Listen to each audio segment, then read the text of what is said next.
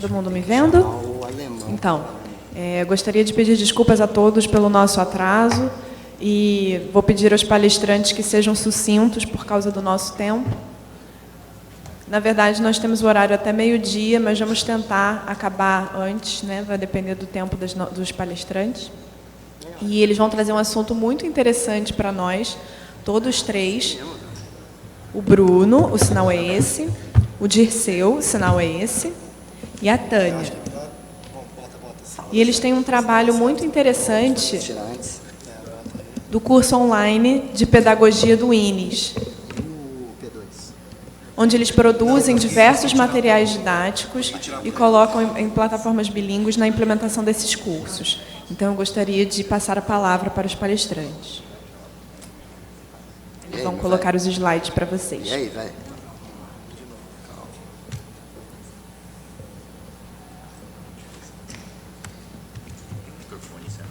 Tem um aqui, irmão.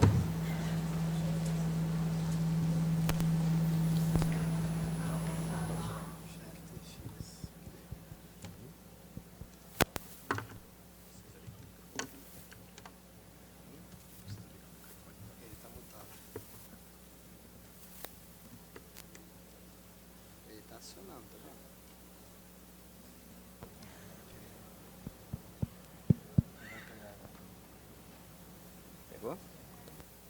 Não.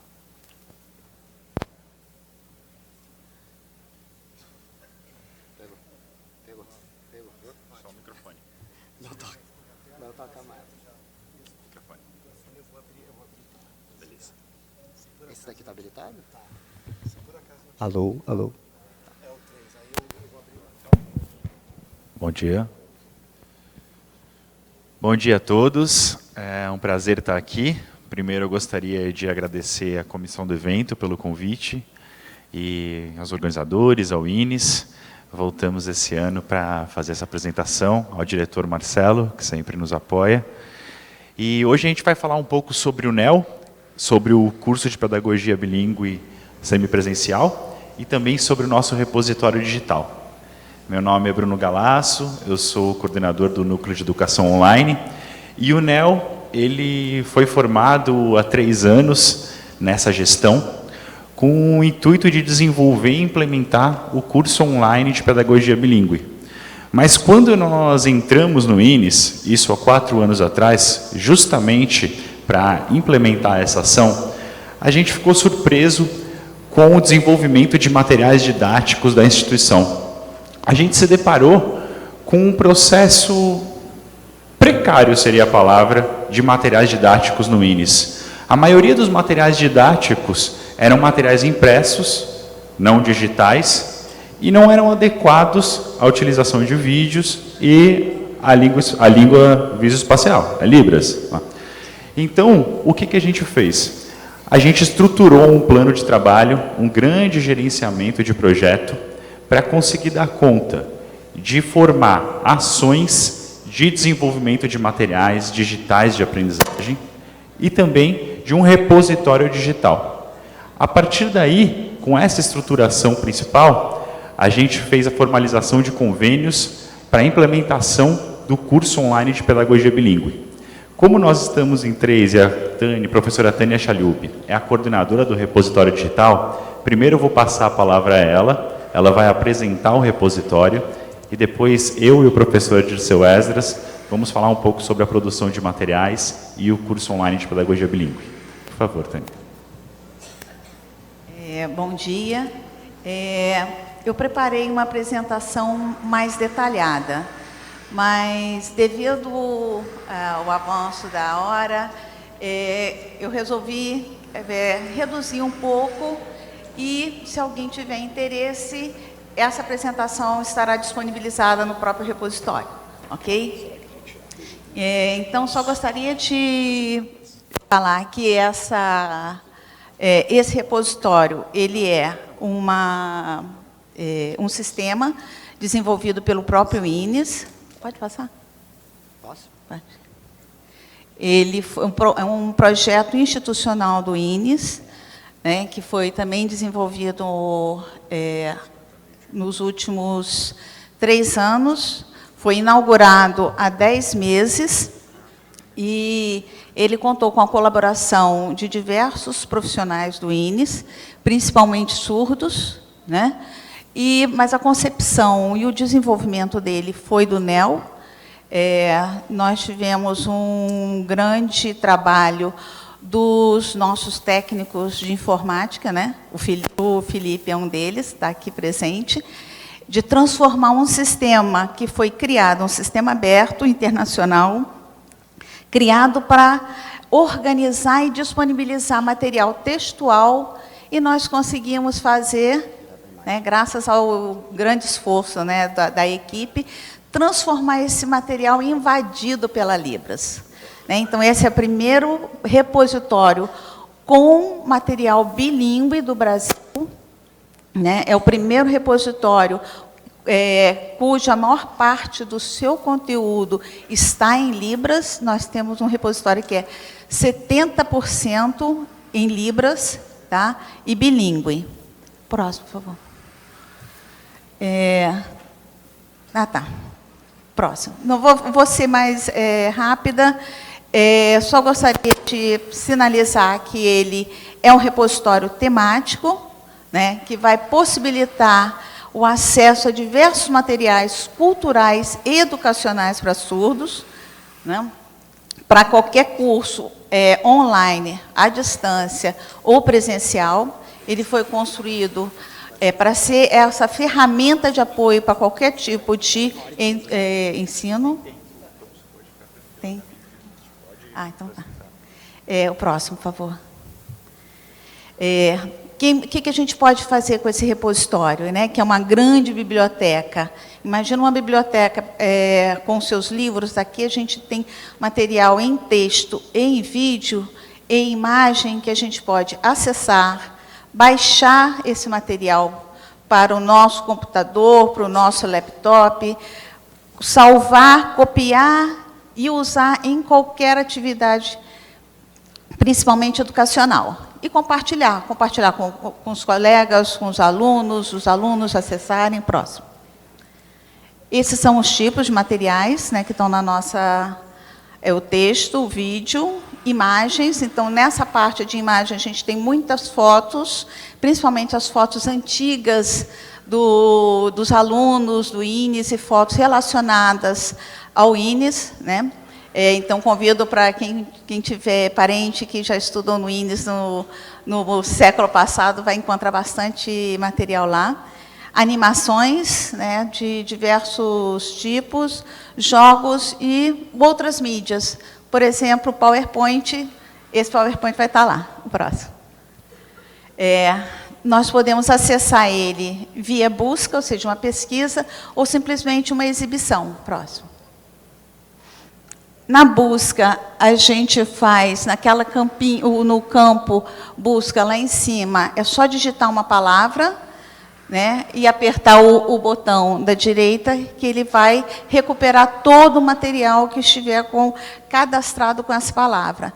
E nesse cadastramento, ele contempla tanto as palavras-chave, quanto o título, quanto o resumo, quanto a descrição, ou seja, há uma chance muito grande de um material ser recuperado com uma diversidade de campos, né? E nesse campo a gente pode escolher um dos tipos de material, né? Você pode clicar na parte de baixo, naquela linha, em um dos tipos de materiais, e ele vai selecionar, exatamente, ou só texto, ou só vídeo. Se você não selecionar nada, ele vai recuperar tudo que está no repositório. Só um exemplo, essas são as principais palavras que já foram acessadas, já foram feito busca no repositório. E a gente vê que educação e surdo são as palavras principais utilizadas pelos usuários. Próximo. Na parte de exibição, a gente pode recuperar, através de exibição dessa lista que está aí, comunidades, data de documento, autores, título, assunto e tipo, né? Próximo. E aí vai ter é a visualidade que o usuário vai ter, ou seja, ele vai recuperar por cada um desses, por exemplo, a navegação por data do documento.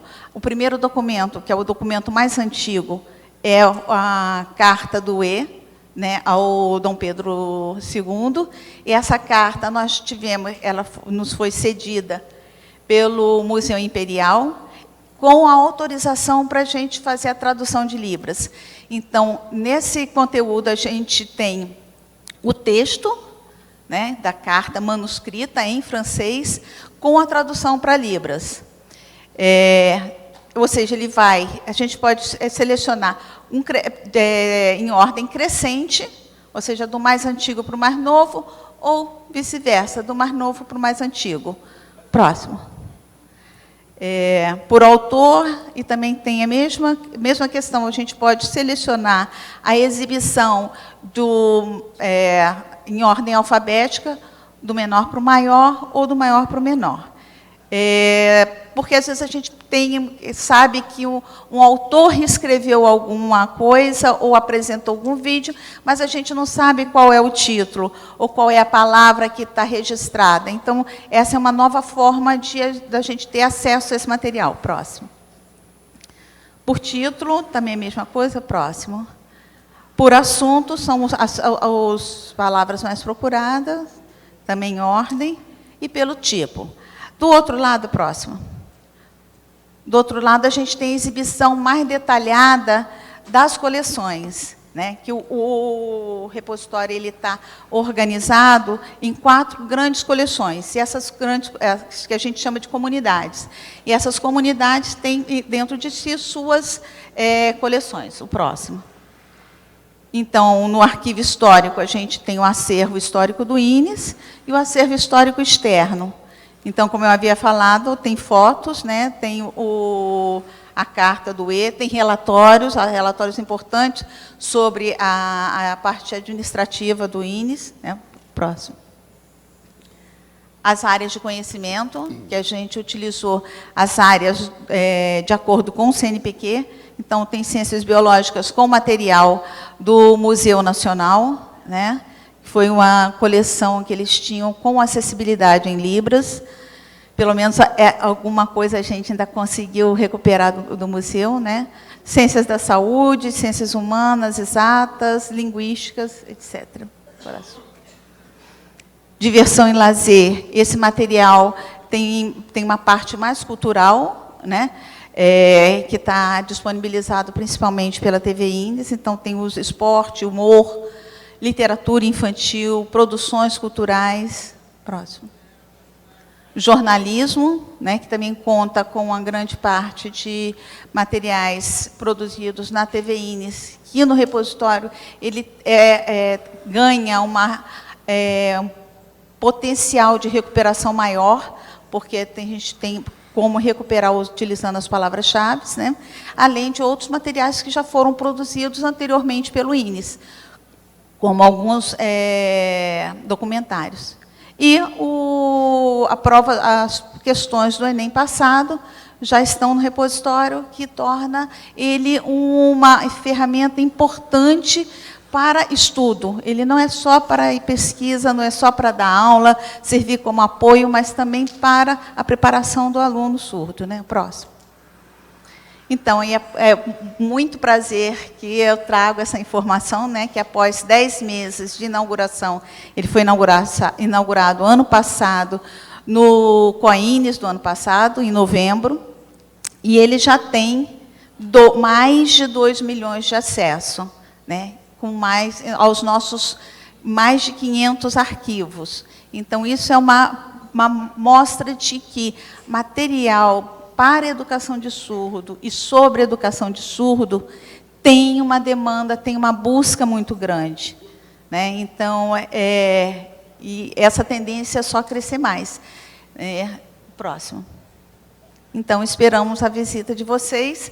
Esse é o endereço do repositório, né? repositório.ines.gov.br. Ele também pode ser acessado na página principal do INES, né, logo abaixo, logo acima a parte da direita, acima da biblioteca. e na página do NEL. Então, ele tem vários pontos para ser acessado e a sua busca é bem diferenciada. Próximo. Obrigada.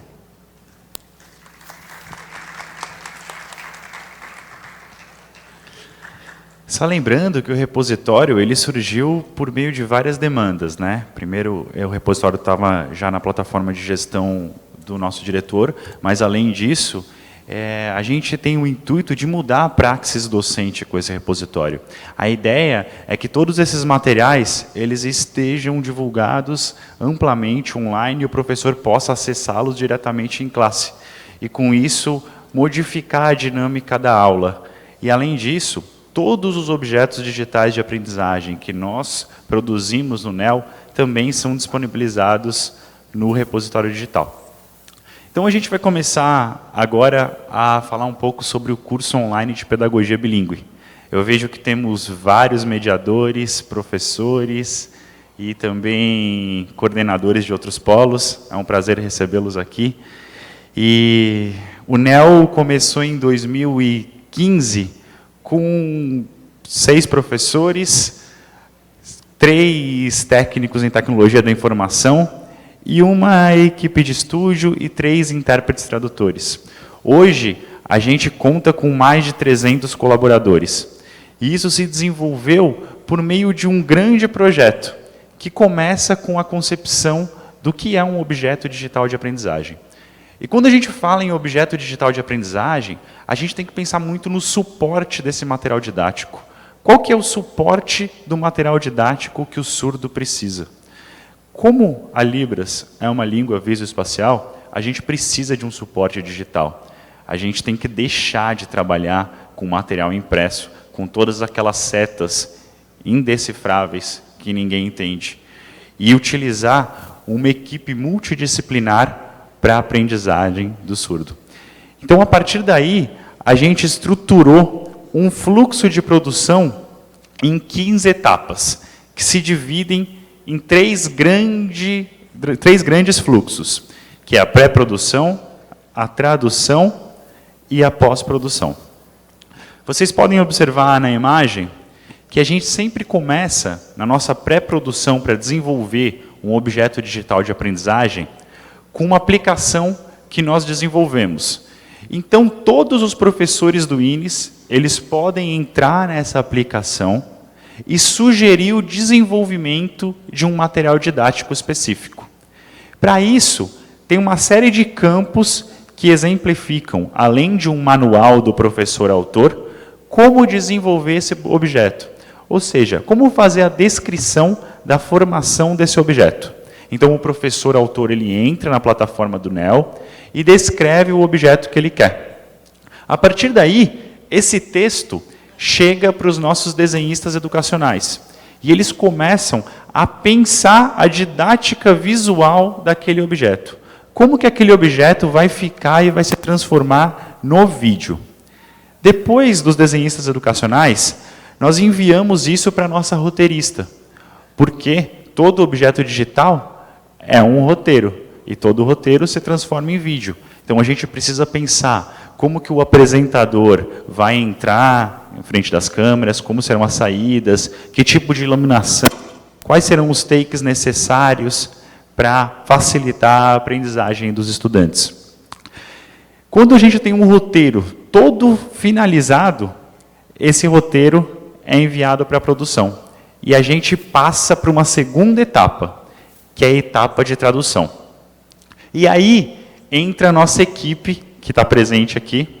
Nós temos 3 intérpretes tradutores. Recentemente, contamos com uma 4ª. Então, eu queria até falar o nome deles, porque são pessoas sensacionais.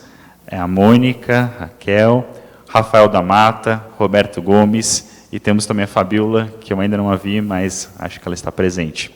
Então, quando esse roteiro chega na nossa equipe de tradução, a equipe de tradução começa a pensar de que forma construir aquele roteiro verdadeiramente em Libras. Isso porque a maioria dos nossos professores são ouvintes e tem a língua portuguesa como um L1. Então, os roteiros brutos, eles costumam chegar em língua portuguesa para a gente. Mas a gente pensa que o estudante surdo precisa receber o objeto em sua primeira língua, a língua de sinais. Então, todos os materiais que a gente desenvolve são desenvolvidos primeiro em língua de sinais, depois a gente dá acessibilidade para os ouvintes, colocando legendagem e locução.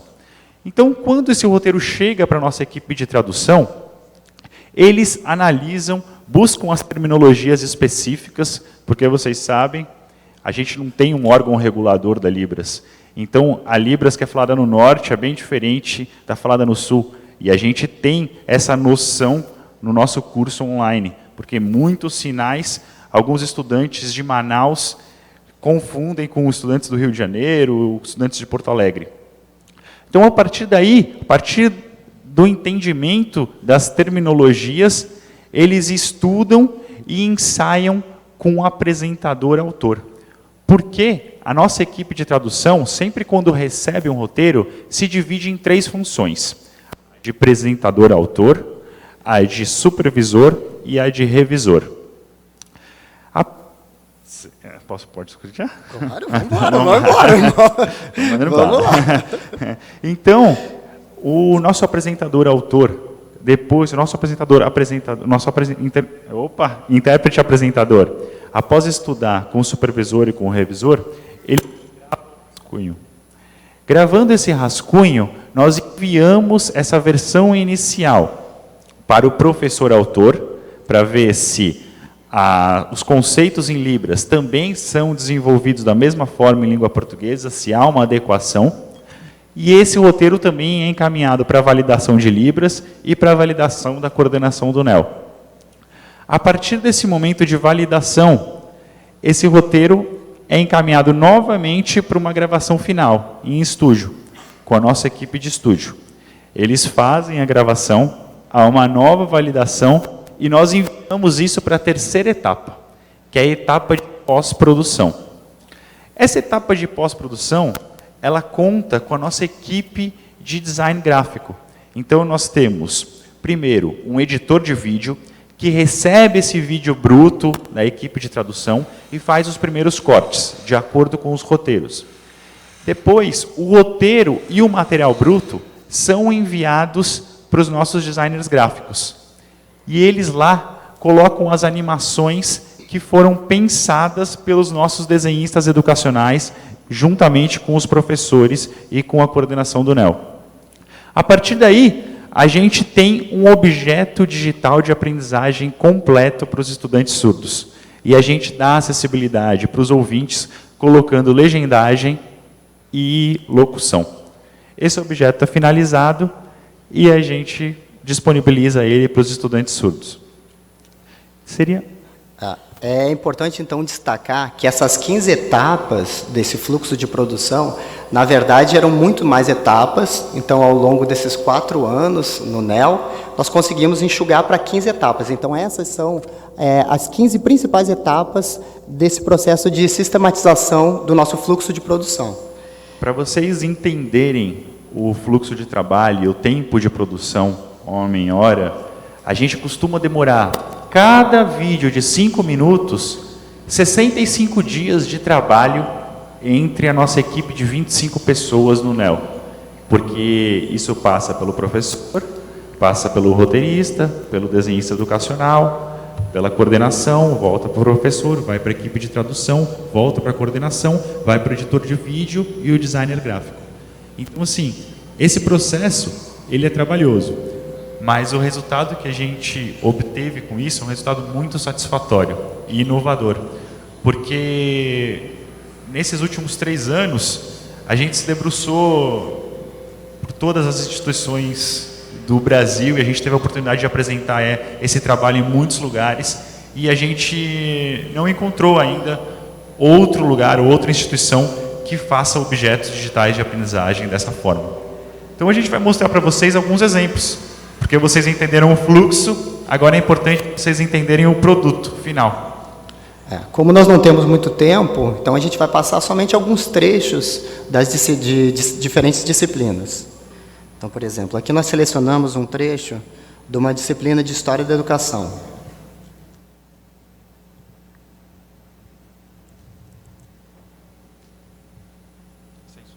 Tá sem som.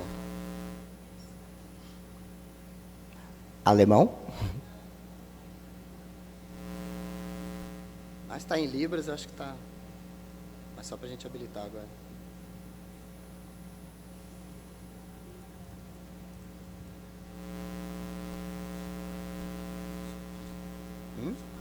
Não, então, eu habilitei. Deixa eu terminar essa aqui.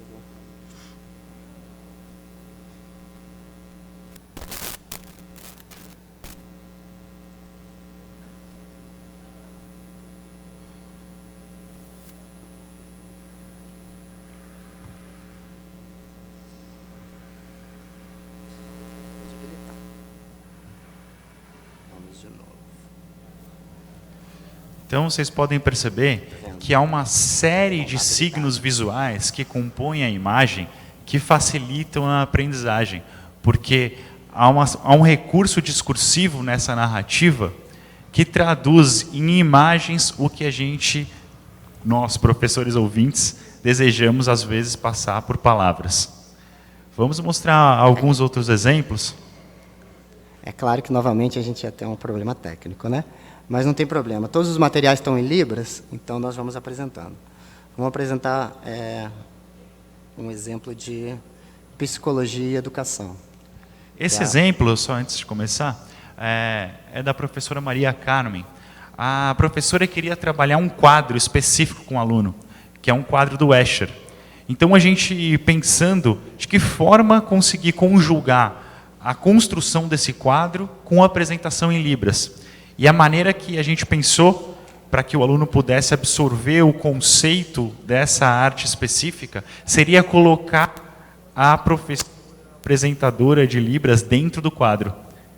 Vamos dar uma olhada.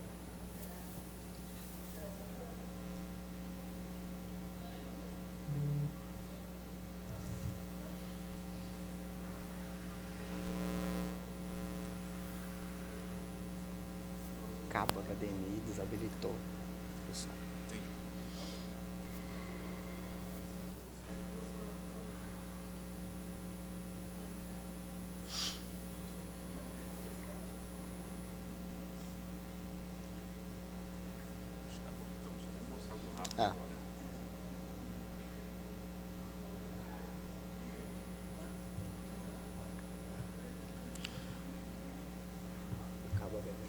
A gente também trabalha com... Desculpa, está sem som, mas é um problema técnico, mas, enfim, a maioria sabe Libras, então a gente pode seguir. A gente também trabalha com outros tipos de animação, usando alguns recursos de história em quadrinhos. Deixa eu só fazer uma coisinha. A gente utiliza o humor, né, para algumas animações.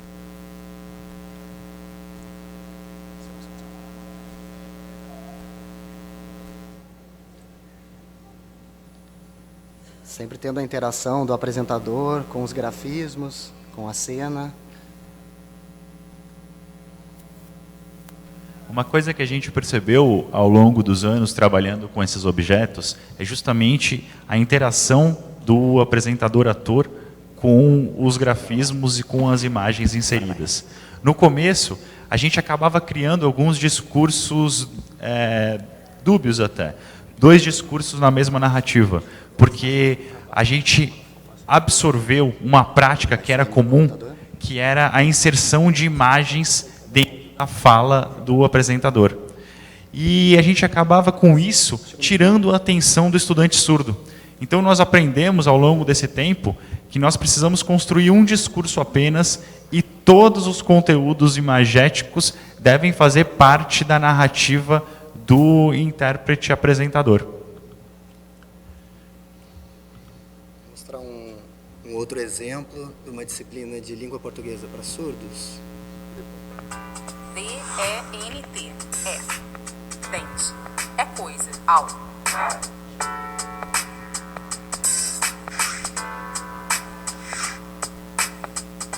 Se colocarmos outros elementos, temos dentista. Dentista é um profissional que cuida do dente.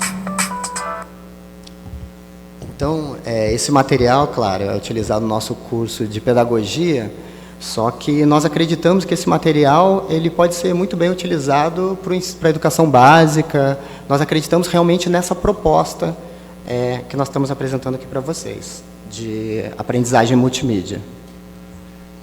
Então, a partir desse modelo, você vai mostrar mais um? Tem mais exemplos. Mostra mais um, então. Vamos só mais um. E o leitor? Como fica o leitor nessa história? O leitor vai procurar o tipo de texto ou de gênero textual, dependendo do seu objetivo, do seu interesse. Provavelmente, em determinado momento, uma pessoa interessada em aprender uma receita de bolo não estará interessada em ler uma seção de economia do jornal. Portanto, os leitores leem gêneros textuais de acordo com seus interesses e necessidades.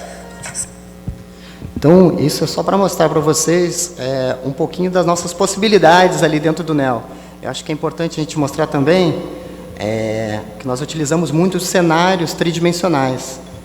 Então, como fica... É bastante difícil a gente ter que fazer locação de ambientes para poder gravar. Então, a gente acha mais interessante, a gente filma tudo dentro do estúdio e cria os cenários tridimensionais. Então, aqui, somente nós temos as duas apresentadoras. Todo o resto é tridimensional. Um outro exemplo, rapidamente, de cenários tridimensionais que a gente poderia mostrar.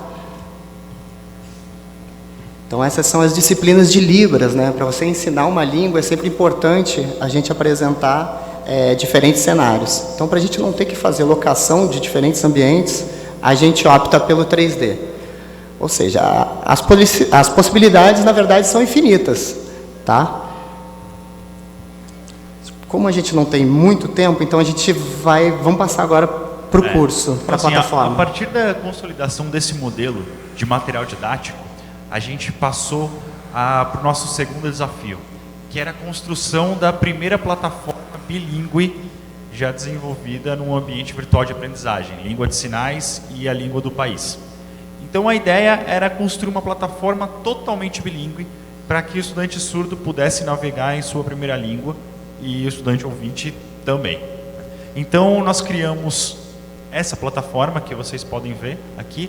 Ela tem toda uma navegação, tanto vertical quanto horizontal, por módulos, para que o estudante tenha uma concepção geral do que vem sendo apresentado. Esse é o nosso pré-login, né, que traz, enfim, os nossos polos, a sala Revolut, algumas ferramentas, o nosso ambiente pessoal de aprendizagem, né? A gente tem aqui uma ferramenta que a gente desenvolveu para os alunos para aumentar o léxico. Então, a gente tem o verbete em língua portuguesa, o verbete em Libras e uma animação. Temos também, enfim, a entrada para o nosso repositório e para o site do NEL. Como a gente tem pouco tempo, eu gostaria de mostrar para vocês como é que é o funcionamento dessa plataforma. Então, quando o estudante ele entra na plataforma, ele já se depara com todas as disciplinas. E elas têm toda uma proposição visual para que ele consiga já reconhecê-las sem ter acesso ao português, se for o caso, né? Então, vamos entrar numa disciplina só para mostrar como isso se divide. Então, quando o estudante entra na disciplina, ele se depara já com essa interface. Nossos polos, eles têm, em média, 30 alunos. E eles são divididos em 3 trilhas de aprendizagens de 10 alunos. Cada trilha contém um material específico, para que o estudante possa fazer o seu caminho singular e, nas tarefas colaborativas, ele possa mostrar o que aprendeu.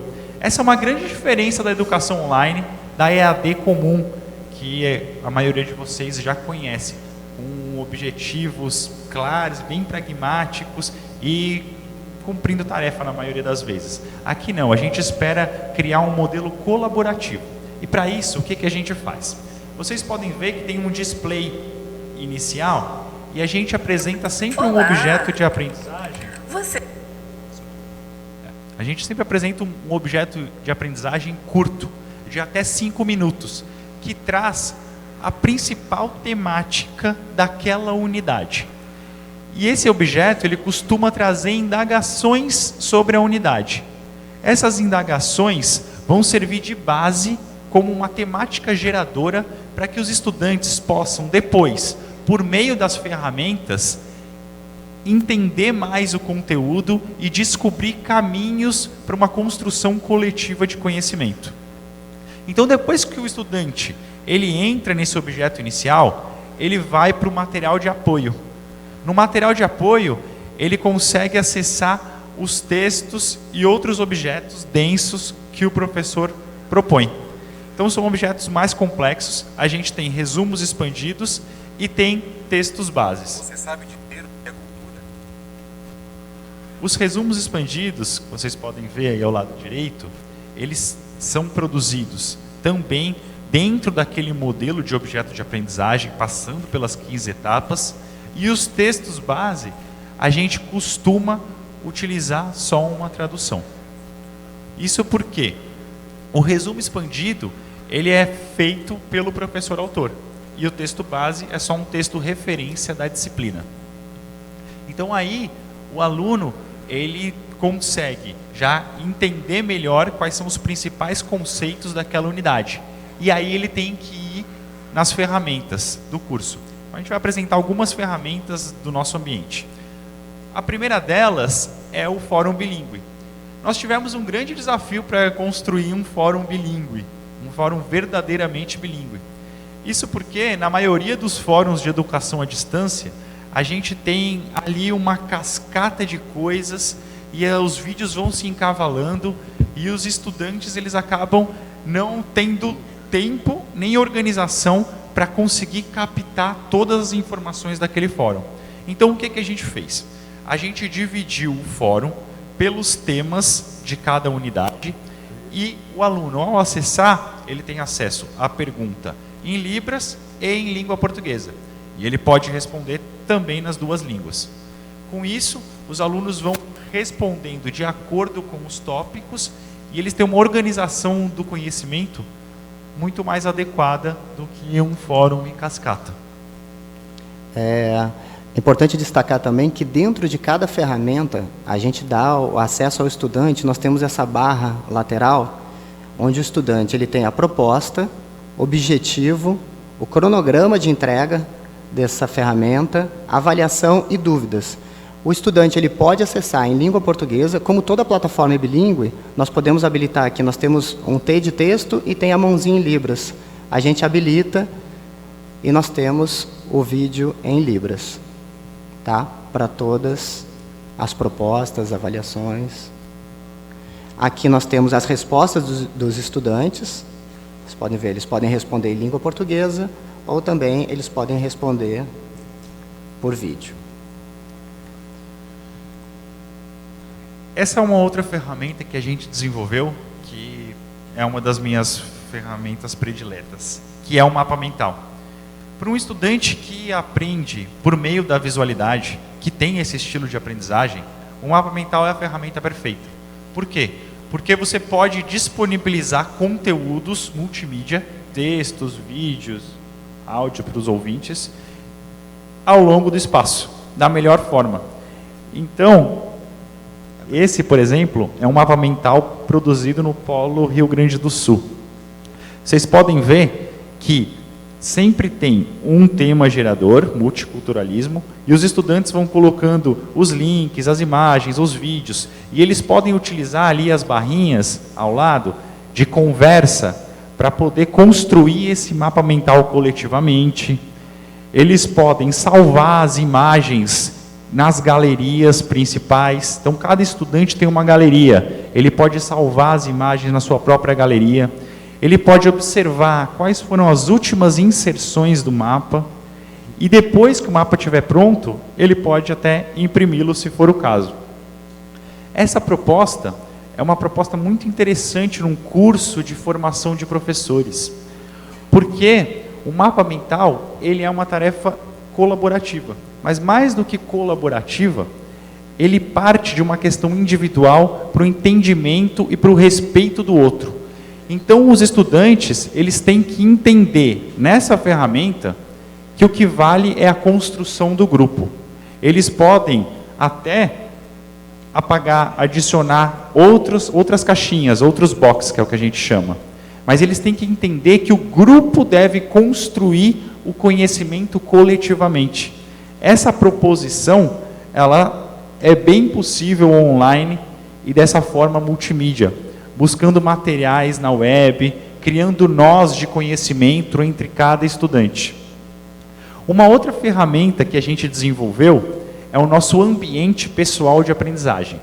E essa é uma questão muito específica da educação online. A educação online, ela é colaborativa, ela é virtualizada, ela é mediada entre alunos, ela é linear, ela pode ser quebrada. Então, o que a gente fez? Nós criamos uma rede social para cada estudante. E lá, eles podem construir o conhecimento da disciplina ao longo da semana, publicando imagens, vídeos, textos, e eles são avaliados por isso. Então, vocês podem ver aqui a produção de todos os alunos. Com isso, a gente quebra a hierarquia do conhecimento. Não é só o professor que é o detentor do conhecimento, mas os estudantes também. Então, esse é o ambiente do Dirceu, ele está mostrando, né, toda a produção dos estudantes. Em cada produção, vocês podem ver que é possível colocar uma tag. Uma tag é um marcador. Então, se eu estou falando sobre multiculturalismo, eu posso colocar lá antropologia e educação como tag. A partir do momento que a gente clica nessa tag, o estudante é direcionado para o repositório digital, onde tem todos os objetos marcados com aquela tag. Com isso, a gente faz com que a própria narrativa do estudante crie caminhos para que ele enriqueça o seu próprio conteúdo. Então, se o estudante estiver estudando em psicologia da educação Vygotsky ou Piaget, e ele publicar algo sobre Vygotsky, automaticamente ele é levado para um banco de vídeos, de textos e de imagens de todos os outros estudantes e professores e conteúdos do curso que trazem objetos digitais de aprendizagem sobre Vygotsky e Piaget. E aí também a gente criou uma plataforma para o ensino de Libras. Quando a gente pensou na estruturação dessa interface, a gente pensou que quando se aprende uma língua, a gente está apresentando um novo mundo. Quem sabe mais de uma língua sabe que quando a gente entende os conceitos dessa outra língua, a gente tem uma nova visão de mundo, porque a gente está quebrando signos linguísticos para conseguir alcançar essa visão. Então, para ensinar Libras, a gente criou, metaforicamente, um espaço. E esse espaço, ele traz representações do nosso próprio portfólio. Então, cada estudante, ele tem um espaço onde vai criar o seu próprio portfólio, e esse portfólio vai dar possibilidades de estrelas. Então, cada estrela dessa é um vídeo. O estudante vai criando contextos em Libras, e esses contextos vão se transformando em estrelas, para que ele possa criar a sua própria constelação. E no meio disso tudo, a gente criou um buraco negro, porque o buraco negro é a ausência de tempo e espaço. E isso é o que é a educação online, é a quebra do tempo e a quebra do espaço. Eu posso estar aqui no Rio de Janeiro, pode ter um estudante em Manaus, outro em Belo Horizonte, e a gente pode estar no mesmo espaço, produzindo várias coisas ao mesmo tempo. Então, por isso, dentro do seu próprio portfólio, a gente tem um espaço de quebra de tempo para que você possa fazer as suas ferramentas de aprendizagem de Libras. E todas essas ferramentas, elas dão a possibilidade de algo que a gente chama na educação online, que é gamificação. Os estudantes são incentivados por meio de pontos. Com cada ferramenta que ele faz, cada atividade que ele cursa, ele ganha pontos. E eles são ranqueados ao final de todos isso com os pontos, e eles podem comprar novas estrelas, podem mudar a interface gráfica da ferramenta, do ambiente virtual de aprendizagem. Aqui a gente tem os nossos rankings. Olha, eu nem sei se a Sabrina está aqui, mas a Sabrina merece os nossos parabéns, porque ela cumpriu todas as atividades. Então, Com esses pontos, os estudantes vão ganhando o que a gente chama de badges, que são medalhas. E essas medalhas colocam eles em outra função dentro do histórico escolar, né? Isso acaba aparecendo no histórico deles. E eles conseguem personalizar o ambiente deles. Fechou? Ah, tá. A gente tinha mais algumas coisas, mas acho que foi bom, pessoal. Muito obrigado para quem ficou. E a gente espera voltar em outra oportunidade. Obrigado à comissão. Obrigado.